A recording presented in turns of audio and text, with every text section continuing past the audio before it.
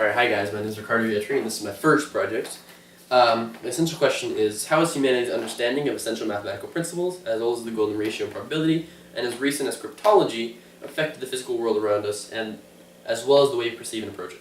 So this was my initial question that I proposed in the beginning, and it again deals with mathematics and higher order math principles.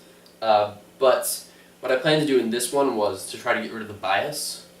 They both deal with the bias in mathematics. One deals in education, and one deals in like higher order math that you're not necessarily going to learn, but I want to show how it's pertinent in our everyday life. So my plan was to show some everyday scenarios and how there's really deeper order mathematical principles rooted in the thinking that went into everything you see around you. So the three things I listed there were not necessarily my main focuses. They were just some examples. I looked into some research that people had done in college, and they dealt with the golden ratio.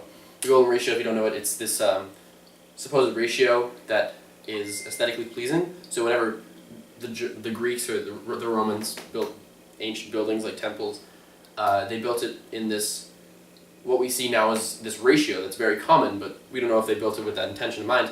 And it's supposed to be more aesthetically pleasing. It's like rectangles perfectly split in half, and it's just way more symmetrical, and there's this very particular number that they come very close to.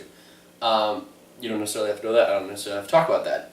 Also, probability. I just want to deal with how is our understanding of randomness, like how things are random, how there is no really true random, and how has our understanding of probability influenced our decisions, nowadays in our culture. And the final one is cryptology, which is definitely pertinent because whenever you get hacked on Facebook, it has something to do with cryptology, how your password is protected. Whenever you go on Amazon, you don't want people to know your credit card numbers, so Amazon is this like 128-bit cryptology sequence where they encrypt all your passwords and stuff like that. So these are just some three examples I thought were pretty pertinent. First things I found, I put them down. But my I guess intended purpose in this project is to show how this, even if you don't go on to study higher order mathematics, I feel like knowing about it, this awareness of it in your everyday life, is really important because people know, oh yeah, that's like there's a bunch of math and science and all that stuff, and we don't need to know that like architecture, it involves so much math and science, like you don't need to know it. But I think it's really interesting to develop this interest in math in new people who may have a bias against it, perhaps because they weren't taught math well, but whatever. So my project would look like, again, a kind of presentation where I would show a scenario.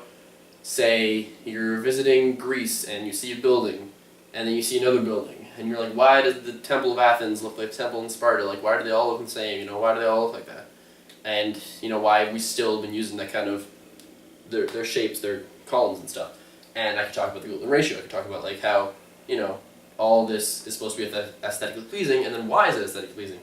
I could do the same for cryptology. How has cryptology evolved? Could we ever make a successful code that could never be cracked? How important would that be to national security, etc., etc.? This is a bunch of stuff I can go off. I can go off in quantum computing, quantum mathematics. There's like a bunch of different branches that I could focus on. I'd only pick a few because it'd be too big otherwise. But I'd conduct my research mainly writing some papers on certain mathematical principles, like maybe 2 or 3, writing really in-depth papers on them, and then finding examples in the real world on each of them. And so yeah, that's about it. So math again, and math in real life instead of math in education.